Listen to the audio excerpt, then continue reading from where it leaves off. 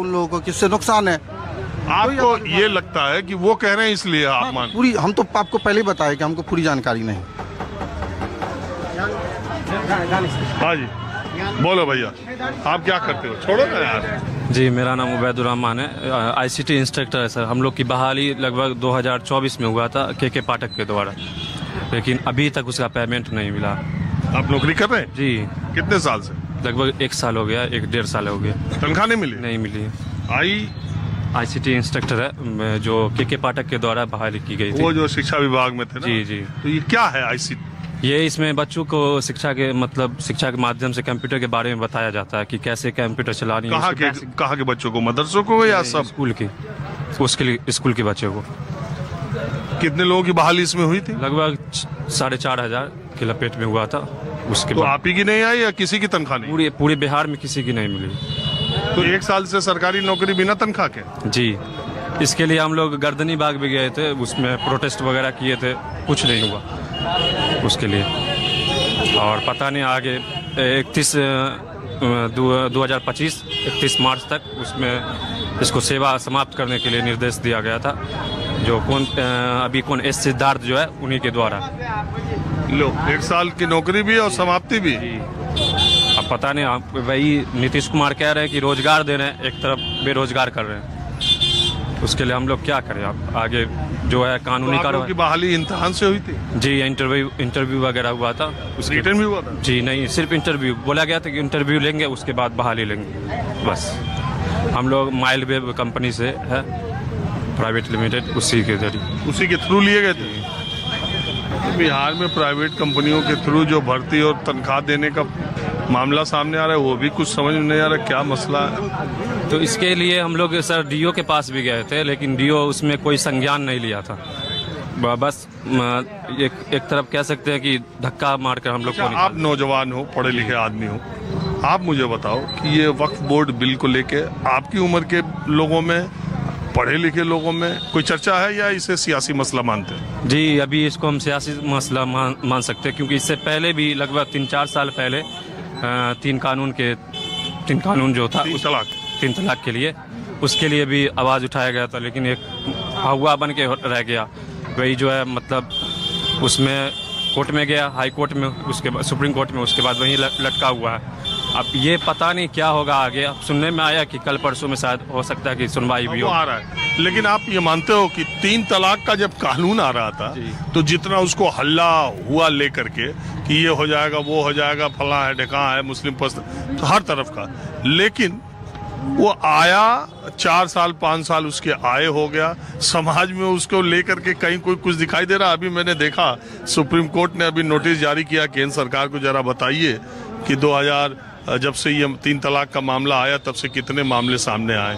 तो आए तो होंगे जरूर, इतना बड़ा मुल्क है तो, लेकिन आपको लगता है कि वो उस मसले का सियासी नफा नुकसान ज्यादा उठाया गया, कानून के तौर पर उसका बहुत आम जिंदगी में मुसलमानों के उसका कोई असर नहीं पड़ा इस पे।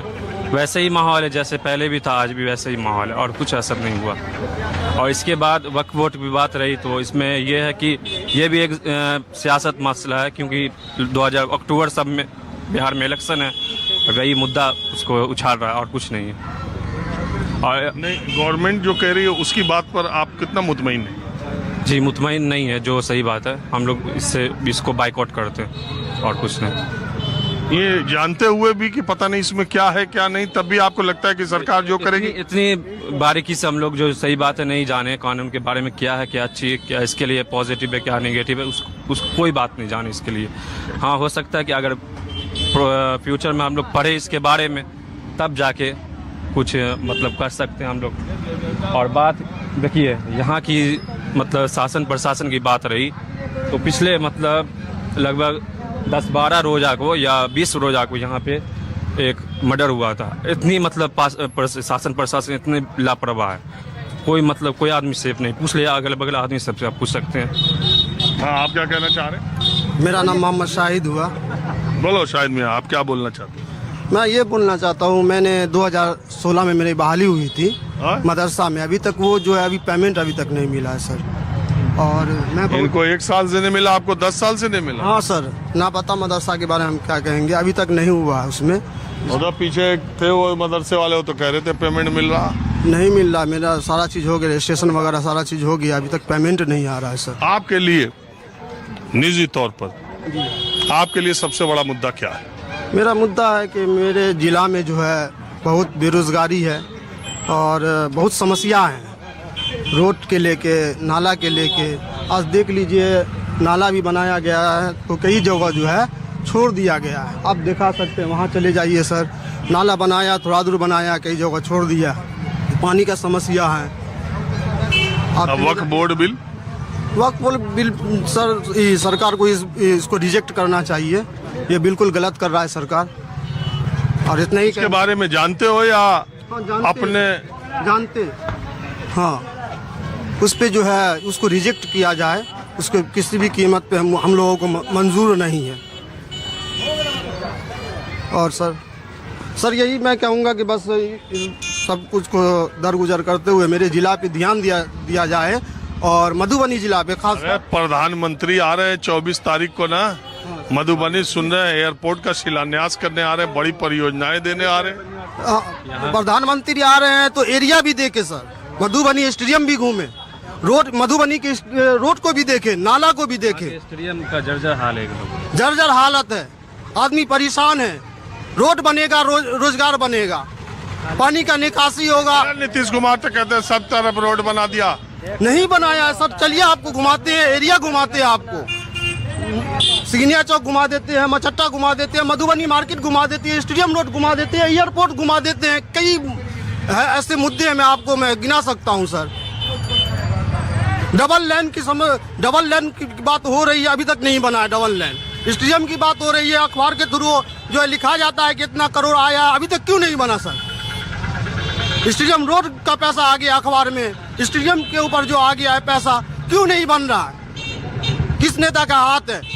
क्यों सियासत हो रहा है? स्टेडियम पे क्यों सियासत हो रहा है?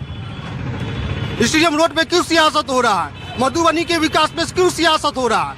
इसमें सियासत, बहुत बड़ा सियासत हो रहा है सर। मधुबनी में बहुत धांधली हो रहा है।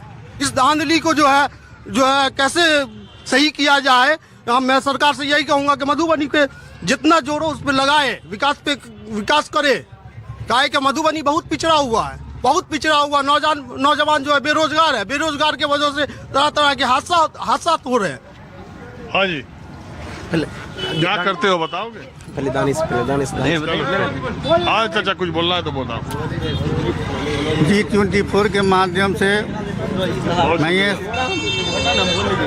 ये सरकार तक जो है अपनी बात को रखना चाहता हूँ कि मधुबनी की विकास बिल्कुल जो है। पहले आप हमको एक बात बताओ, आपके जहन में वक्फ बोर्ड बिल इम्पोर्टेंट है कि मधुबनी का विकास? हकीकत तो ये है, वक्फ बिल सरकार को जो है वापस ले लेना चाहिए।